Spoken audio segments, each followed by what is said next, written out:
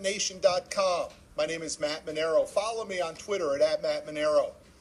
And follow my next guest, a guy that I just cannot speak highly enough about. I've been anticipating this interview for months. We finally took the time to make it happen. And I got Big John Drury, the dancing trucker, on our show today. John, you got me? I got you. Man. I'm here. I've been anticipating this for a long time, man. You're my idol, man. You got so much energy, brother. I mean, you're contagious, man. I wish I could have got down there to Matt's. We would have had a good time, but would have had a good unfortunately, I had to make $1. So I'm here today, man. I'm ready. You know, John, you and I are in the same business, man. I mean, you know, you drive a truck for a living and I finance trucks for a living, but that's not our business. We're in the business of helping people, buddy. Right. I totally agree. You know it, and I know it. It's in us, man. It's a passion of ours. You can tell. I mean, there's no faking this, man. It's who we are. It's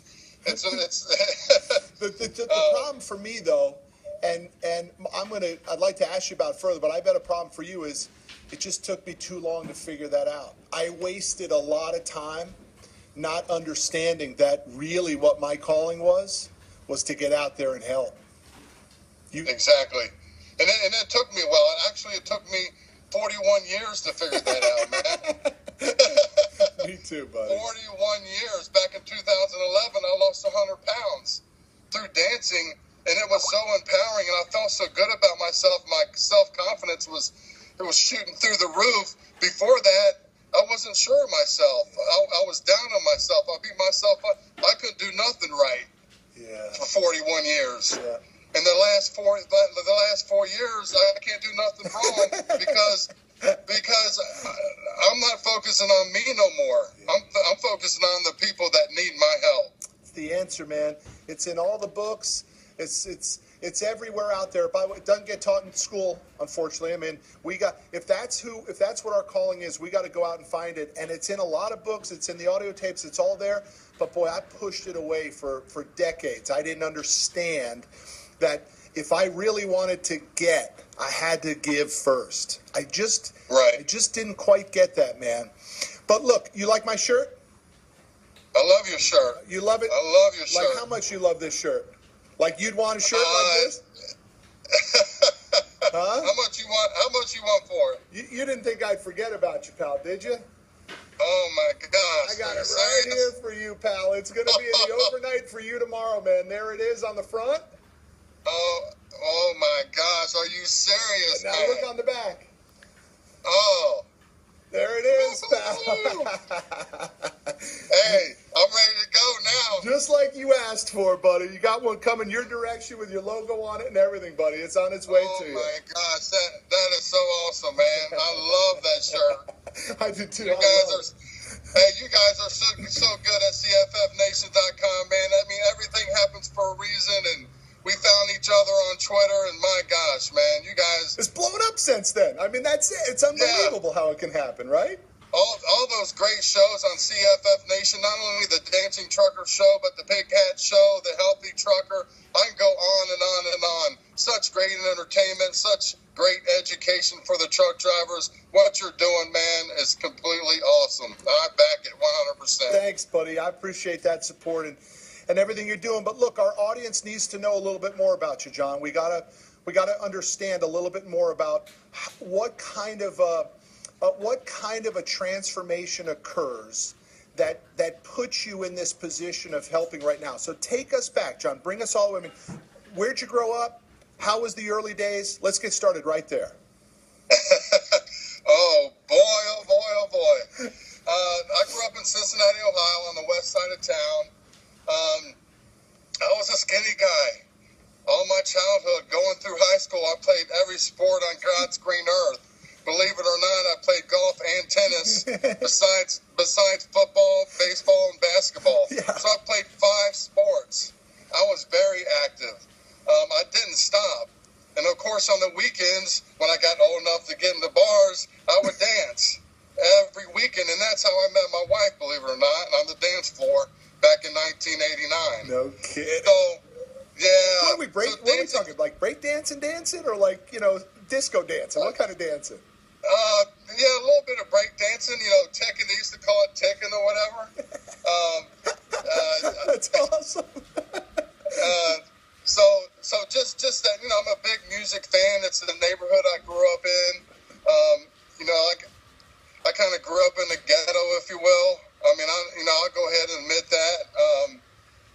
As a child growing up, you can't control a lot of things, right? Yeah. My parents moved every time the rent was due, Matt. So I got you, John. I got you. So went to a lot of schools and just and I was homeless at the age of 10. I mean, I don't want to get too deep with you, but I've overcome a lot. Yeah, I've overcome a whole lot, and the good Lord above's been watching me. I have a great praying Christian mother, and so dancing and music kept me out of trouble, and sports. Those three things. I look back and still, how it's just easy to get in trouble these days. You know what I mean, with the law or what have you. But those three things kept me on the straight and narrow. They really did. And so after the dancing in high school, the sports, what got you into trucking? Why did we make this transformation into trucking? Why did you pick trucking as a career? Good question. I worked at different places, warehouses. I actually loaded trucks for years by forklift, obviously. But, one thing I touched with AARP, with Life Reimagined, and Janie Moore with Two Market Media is that, and I suffer from some social anxiety. And you can't tell that. But when the lights are on, it's time to perform, right? Yeah. But normally day to day, talking to people, I get, I'm not real comfortable socializing. So, Wow. the trucking part of having social anxiety disorder fits in perfect because it's just me. I'm not talking to people all day. I'm not, you know what I mean? It's just comfortable. It's who I am. So, back in 2002, I got my CDLs, and I drove a straight truck for years. Driving a straight truck isn't paying the bill, so it's time to get my Class A. So I've been driving a truck for 13 years now. And what's the routes that you're normally doing? I mean, are you going long haul or are you going more regional? What are the routes you're running? Yeah. These days I'm more dedicated, Matt. Coming out of Cincinnati, Ohio, going to Lexington, Kentucky twice a day, pulling for Coca-Cola. And I basically just have a couple runs a day, and then that's it. I still put in long hours out here, about 12, 13 hours a day. And we work a lot of Saturdays, so yeah. I'm still out here on the road a lot, even though I'm not going East Coast to West Coast. But you're home every night too, which helps on the family side of things too. That's great. So you and your wife have been married now how many years? We got married in January of '94, so we just celebrated 21 years. Nice. And how about children? What do you have for children? Yeah, I have two boys. Peyton is 12, and Corey, he'll be 21 in July. So they're spread out a little bit. I got two boys. Love them to death. Of course. They're spitting images of their father. They love sports. They play sports, and they can be clowns just like I can be, You touch on those early days, man. I mean, people don't get crazy to do the things that you and I are doing together. They don't get intense at the levels that you and I are about our mission right now to help others without some driving force early on. It's usually pain related. We're usually trying to fill a void of some capacity.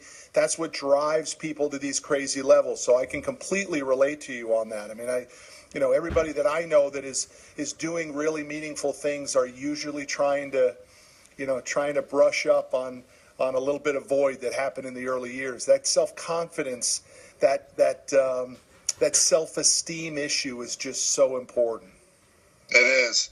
It's very important. My mother and father divorced when I was 18 years old, and if it was my way, they would have divorced when I was 8 years old. But you know how that goes. So yeah, there's voids there. I no longer speak with my father. We no longer have a relationship, and that is a void. I don't care how old you are. Everybody wants their dad around. Yeah, man, I just try to stay busy. I'm a father myself. That's where my focus is these days more than anything. My dad told me and looked me straight in my eye with me being in poverty all my life. He says I'm going to be a bum all my life. Is what he told me. Yeah. Things like that hurt. Words like that hurt. And ever since that day, I've been doing nothing but trying to prove him wrong. I'm not a bum. Yeah, no way, buddy. Far from it. You got it, man. Listen, I never knew my birth father. My mother remarried, and my adopted father filled those shoes reasonably well. They got divorced. My mother went on to get married again and all that stuff and divorced again. But, listen, I got 3 boys, too, right around the same ages as your 2. So we're trying to make up for it, man. We're trying to fix that problem. We're trying to do it better than it was done for us.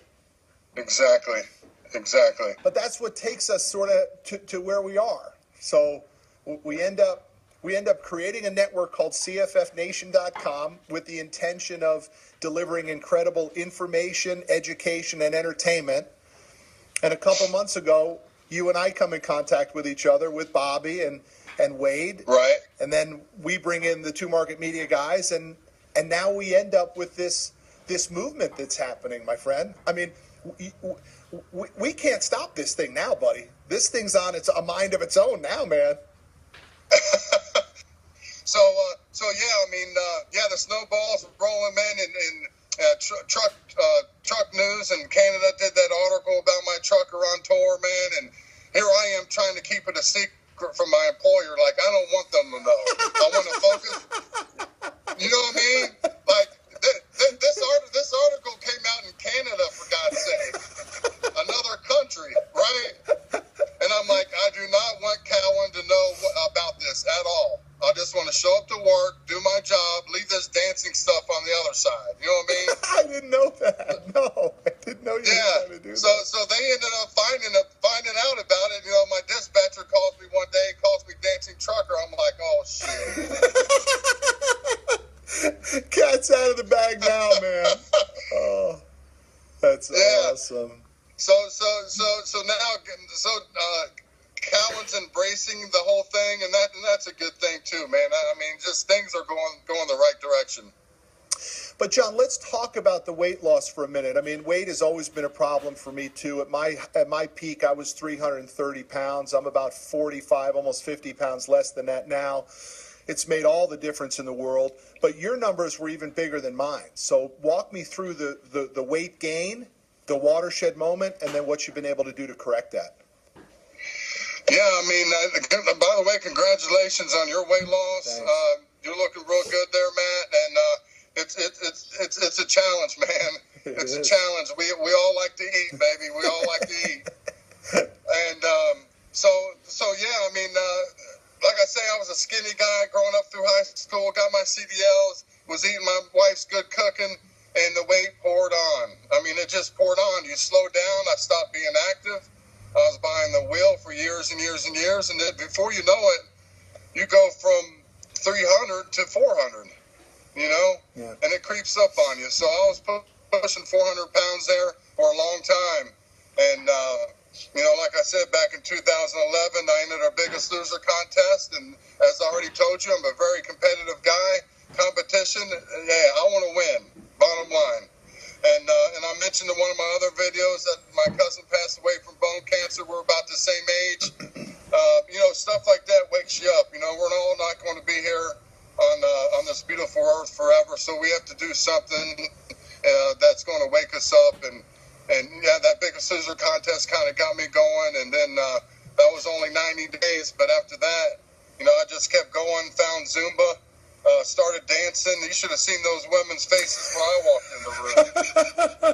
My Lord, I can see it. Like, this guy ain't here to dance. Hey, John, that's what happens when people fire up your video, and then they see that you're light on your feet, man. You got moves.